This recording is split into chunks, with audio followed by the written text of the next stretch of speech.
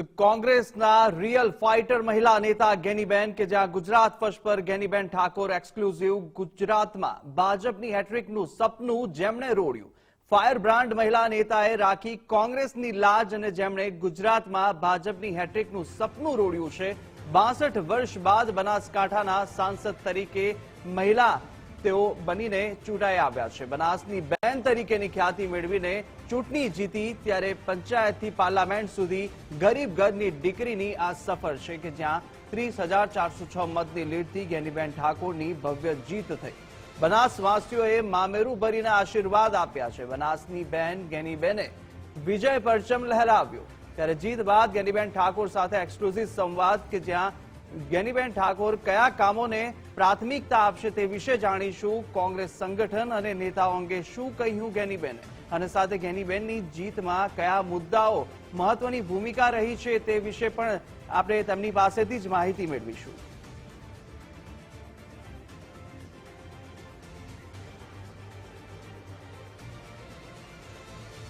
તો આપણી સાથે એક્સક્લુઝિવ ગેનીબેન ઠાકોર સીધા આપણી સાથે જોડાઈ ચૂક્યા છે અને સાથે જ ન્યૂઝ રૂમથી વિજય દેસાઈ છે તો સાથે દિલ્હીથી સંવાદદાતા નિકુંજ જાની પણ આપણી સાથે જોડાયેલા છે। ગેનીબેન સૌપ્રથમ આપનું ગુજરાત ફર્સ્ટમાં સ્વાગત છે। ગેનીબેન તમે પાર્ટીને સલાહ આપી છે કે પાર્ટી જાતે ચૂંટણી લડતી થશે તે દિવસે કોંગ્રેસ મજબૂતાઈથી જન આશીર્વાદ મેળવશે, શું કહેશો આ વિશે?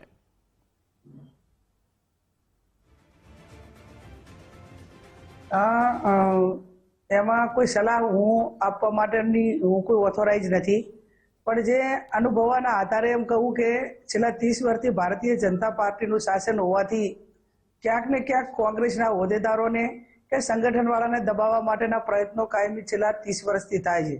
એના કારણે સંગઠનમાં જે માણસો હોય એ તમામ પ્રકારના સંસાધનો સામે ક્યાંક ને ક્યાંક ટકી શકતા નથી। એટલે કહેવાનો અર્થ એટલો જ છે કે એવા માણસો સંગઠનમાં આવે કે જે નિર્ભય હોય અને કોઈ લોભ લાલચમાં ના આવે અને ગમે તે પ્રકારની એ લોકો પ્રોપર જનતાઓ ચલાવે પણ સામે ટકી રહેવાની એની તાકાત હોય એવું સંગઠન ઊભું થાય। અને સ્વાભાવિક છે કે સત્તા ના હોય તો લોકોનું કામ પણ જેટલું ધારે એટલું થઈ શકતું નથી અને ક્યાંક ને ક્યાંક સામે બદલો લેવાની ભાવના વાળી સરકાર હોવાથી કોંગ્રેસના હોદ્દેદારોને રાજીનામા આપવા માટે મજબૂર કરે, એમને સંગઠનમાં ના રહેવા માટે એમના ભાજપના આગેવાનો મારફત કેવડાવે।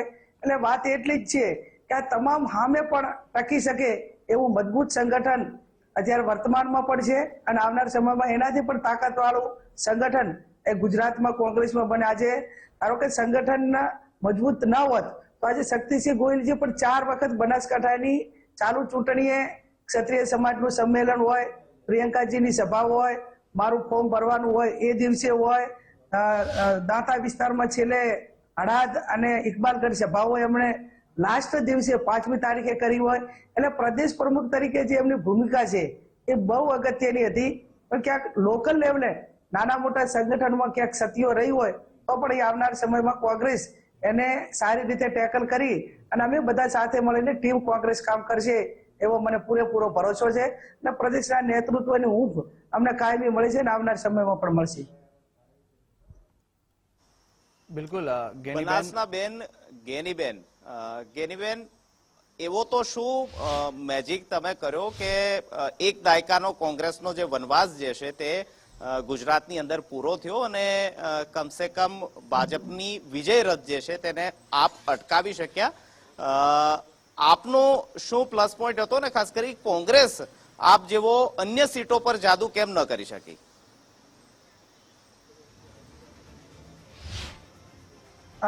હું માનું છું ત્યાં સુધી આ કોઈ મારો જાદુ નથી, પણ મારા 28 વર્ષના જાહેર જીવનમાં હર હંમેશા મેં કીધું છે કે હું વ્યક્તિગત મારા પોતાના માટે જાહેર જીવનમાં નથી, વ્યક્તિગત સ્વાર્થ માટે નથી, લોકોને સમર્પિત છું અને મારો પરિવાર એ મારા બ્લડમાં જ એક વારસામાં જ કોંગ્રેસના મજબૂત ગુણો મળેલા છે।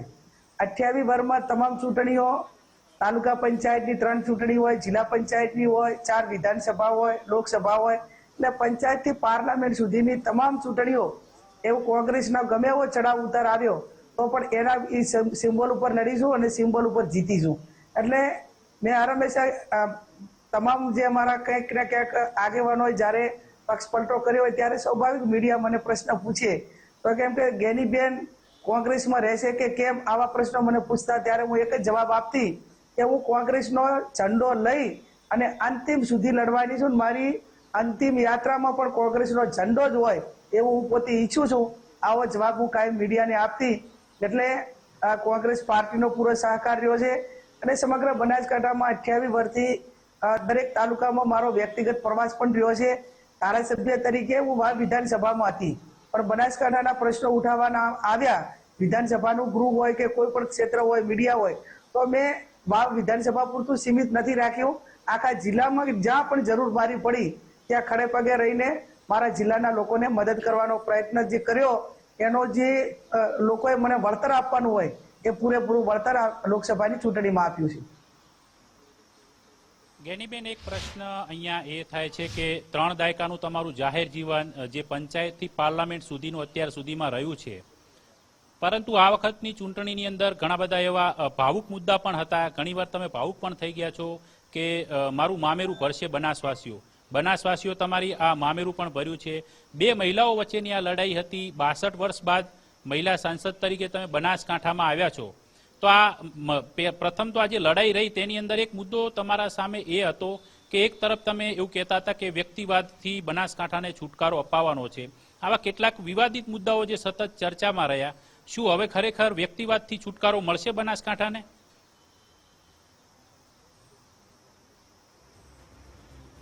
હું માનું છું ત્યાં સુધી આ લોકશાહી છે, પછી પણ કોઈ પણ ક્ષેત્રની અંદર સત્તાનું વિકેન્દ્રીકરણ હોવું જોઈએ.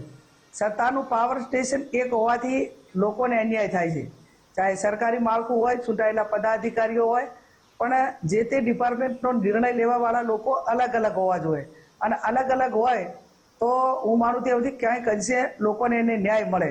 આખી બનાસ ડેરીનો નિર્ણય લેવાનો હોય તો એક વ્યક્તિ લે, સિવિલ હોસ્પિટલનો નિર્ણય લેવાનો હોય એક વ્યક્તિ લે, બનાસ બેંકનો નિર્ણય આખા જિલ્લામાં લેવાનો હોય, તમામ મંડળીઓમાં કે એમાં ધિરાણ માટે તો એક વ્યક્તિ લે, એપીએમસીનો નિર્ણય લેવાનો હોય તો એક વ્યક્તિ લે, કોઈ સરકારમાં સંગઠન સામે કોઈ ભારતીય જનતા પાર્ટીને કંઈ કરવાનું હોય તો એમાં પણ મોટા ભાગે એ જ આવે. એટલે સત્તાનું વિકેન્દ્રીકરણ લોકો ઈચ્છતા હતા અને હવે તો ભારતીય જનતા પાર્ટીના લોકો પણ ઈચ્છતા હતા કે આ પાવર સ્ટેશન એક ઠેકાણે હોવાના કારણે ક્યાંક ને ક્યાંક લોકોને પૂરતો ન્યાય નથી મળતો અને આગેવાનોને પણ રાજકીય રીતે અન્યાય થાય છે.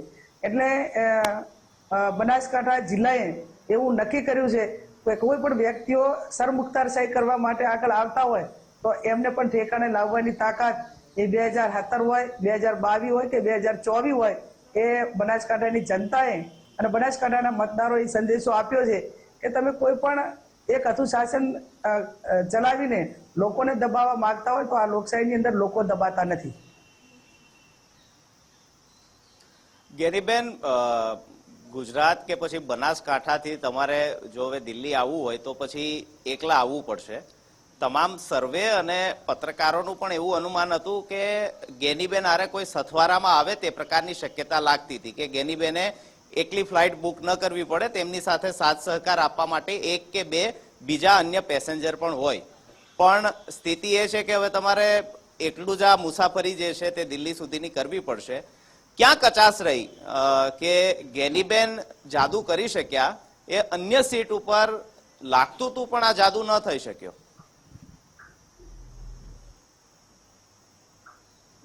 ના, અમારા ઉમેદવારો બધા પોતપોતાના વિસ્તારની અંદર તાકાતથી લડ્યા છે, પણ જે સામદામ દંડ ભેદની રાજનીતિ હતી એમાં ક્યાંક જાતિ સમીકરણ હોય અને અમારે જે બેંકના એકાઉન્ટ બધા સીઝ કર્યા અને ઉમેદવારો આર્થિક રીતે પણ જે ટકવું જોઈએ ન ટકી શક્યા અને અનેક પ્રકારના ચડાણો આવ્યા. એટલે એકલા જવા માટેની જે વાત આપ કરો છો, પણ હું માનું ત્યાં સુધી ચૂંટણી પત્યા પછી કોઈ ભાજપ કોંગ્રેસના સંસદો નથી હોતા, એ સમગ્ર દેશના અને રાજ્યના હોય છે.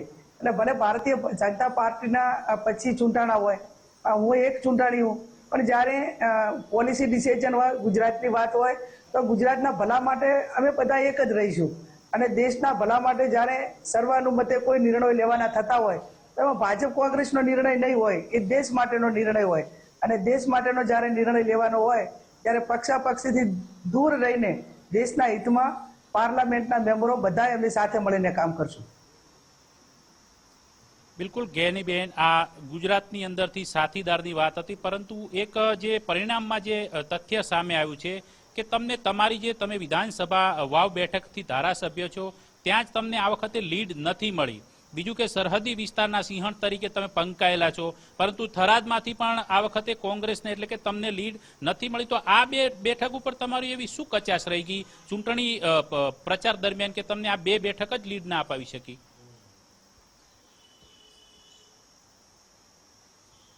આ વાવ વિધાનસભાની થરાદની વાત કરું તો ત્યાં હવે જાતિ ફેક્ટર કહેવાય. એમાં સૌથી વધારે આ વિસ્તાર ધાનેરા હોય, થરાદ હોય અને વાવ હોય, તો ચૌધરી સમાજ પ્રભાવિત વિસ્તાર આ વધારે છે. વધારે હોવાના કારણે એમના સમાજનો ઉમેદવાર હોવાથી એમના સમાજે જે તાકાતથી કામ કર્યું ને વોટ આપ્યા. બીજું જે કાંઈ ભારતીય જનતા પાર્ટીમાં અમારા જે આગેવાનો ગયા એ આ વિસ્તારમાં વધારે એમને જોર કર્યું.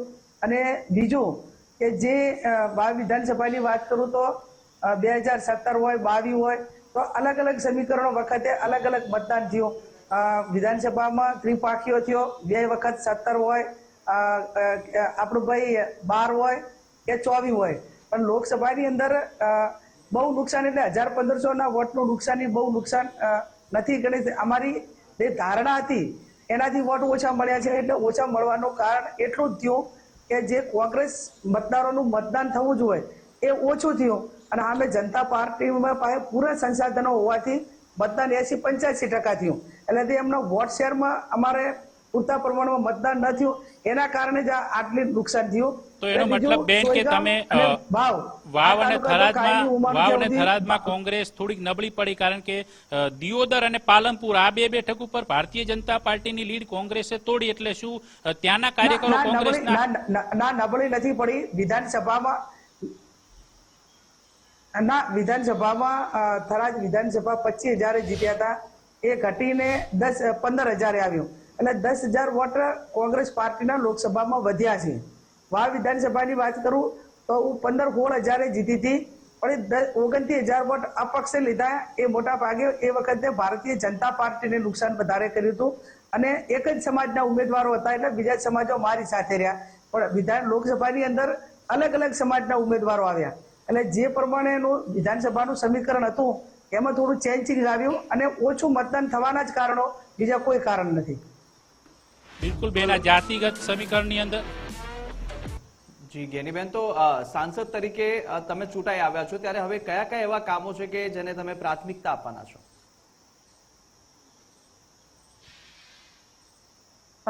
સૌ પ્રથમ તો બનાસકાંઠા જિલ્લો એ ભૌગોલિક સ્થિતિએ ગુજરાતનો સૌથી મોટો જિલ્લો છે. કચ્છથી બીજા નંબરનો. હવે ધાનેરા હોય કે આ વિસ્તાર હોય ત્યાં ખેડૂતોને સિંચાઈ માટેના પાણીનો પ્રશ્ન મોટો છે. થરાદ તાલુકાના ગામો હોય તો ત્યાં સુજલામ સુફલામ અને 70 ગામોને સિંચાઈ માટેના પાણીનો પ્રશ્ન છે. તો લોકસભાની અંદર કૃષિ વિભાગની માગણીઓ આવે ત્યારે આમાં બજેટમાં કોઈ જોગવાઈ થાય ને એક મોટી યોજના બને, એ માટેની જે અમારી લડાઈ છે લોકોને સાથે રાખીને અમે લડાઈ લડશું. વિપક્ષ હોય કે શાસક પક્ષ હોય એમાં પૂરેપૂરો ખેડૂતોને લાભ મળે એવા અમારા પ્રયત્નો રહેશે. બીજું એજ્યુકેશન, આરોગ્ય અને સ્થાનિક રોજગારી, આ જે કઈ પ્રશ્નો છે, આજે બધી જ નોકરીઓ કોન્ટ્રાક્ટર બેઝ ઉપર ચાલે છે. અને મોટા ભાગની તમામ યોજનાઓ સેન્ટ્રલ ગવર્મેન્ટનો જે ફંડ આવે એ ફંડમાંથી તેમને સેલેરી આપવામાં આવે છે. તો કાંઈક અંશે રેગ્યુલર ભરતી થાય અને આ જે શોષણ થાય છે કર્મચારીઓનું એ કેન્દ્ર સરકારની યોજનાઓમાંથી અટકે એવા મારા પોતાના પ્રયત્નો રહેશે. બિલકુલ ગેનીબેન, તો ગુજરાત ગેનીબેન, બે સવાલ. એક તો આપનું ગ્રાઉન્ડ લેવલ, ગ્રાઉન્ડ વર્ક અને જે પ્રકારની આપની મહેનત હતી વિસ્તાર માટે, તેને કેટલો આપને જીત માટે ફાયદો અપાવ્યો? ને બીજું કે એ પ્રકારની પણ સ્થિતિ જોવા મળી કે ભાજપની અંદર આંતરિક જૂથવાદ, ખેંચતાણની પરિસ્થિતિ બનાસકાંઠાની અંદર પણ હતી, તેનો પણ તમને કેટલો ફાયદો મળ્યો? અને બીજો પ્રશ્ન સાથે એ પણ પૂછી લઉં છું કે હવે ગુજરાત વિધાનસભામાં અમે ગેનીબેનને મિસ કરીશું, પણ હવે ગેનીબેન પોતાના ઉત્તરાધિકારી તરીકે, કારણ કે રાજીનામું આપશો, બાય ઇલેક્શન પણ થશે, પોતાની સીટ પર કોને જોઈ રહ્યા છે?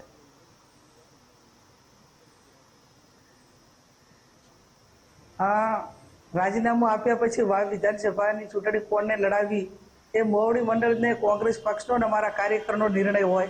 એ નિર્ણયમાં મારે તો ખાલી આ જ કરવાની છે. લોકલ લેવલે અમારા આગેવાનોને ભેગા કરીને પૂછીશું કે ભાઈ તમે કયા ઉમેદવારને ઈચ્છો છો, મોવડી મંડળ કોને ટિકિટ આપવા માંગે છે. એટલે જ્યારે રાજીનામું આપીને હજી તો એને બહુ વાર લાગશે, પણ એ મારો પોતાનો નિર્ણય ના હોઈ શકે. પાર્ટીનો અને અમારા કાર્યકરોનો અને અહીંના લોકલ જે મતદારો છે, આગેવાનો છે, એનો નિર્ણય જે છે મને શિરો માનીએ છે. અને બીજું ઝીરો ગ્રાઉન્ડ ઉપર 28 વર્ષથી હું કામ કરું છું. નાનામાં નાનો કાર્યકર કોઈ વેદના લઈને આવ્યો હોય તો એને ધ્યાનથી સાંભળીને એની વાસ્તવિકતા શું છે એટલે ન્યાય અપાવવા માટે સુધીના મારા અંતિમ પ્રયત્નો રહેશે. એક ડોક્ટર પોતાના પેશન્ટને બચાવવા માટે અંતિમ લડાઈ લડે એમ મારી પાસે કોઈ પણ વ્યક્તિ આવેલો હોય અને મને એમ લાગે કે આ વ્યક્તિને મદદ કરવાની જરૂર જણાય છે તો અંતિમ સુધી કોઈ પણ પ્રકારના નફા નુકસાનના ધોરણ જોયા વગર એ વ્યક્તિની કેપેસિટી શું છે, એ કયા પક્ષનો છે, મારી હાથે રહ્યો કે નતો રહ્યો, પણ મારી પોતા પાસે એક આશા લઈને આવ્યો છે અને આશા લઈને આવેલા વ્યક્તિ માટે અંતિમ સુધી મારા પોતાના પ્રયત્નને ન્યાય મળે એનું કામ થાય એવા કાયમી રહ્યા છે અને આવનાર સમયમાં પણ રહેશે. બિલકુલ ગેનીબેન, હવે અંતિમ સવાલ કે ગુજરાતમાં કોંગ્રેસને બેઠી કરવા માટે તમારા મતે પાર્ટીએ શું કરવું જોઈએ?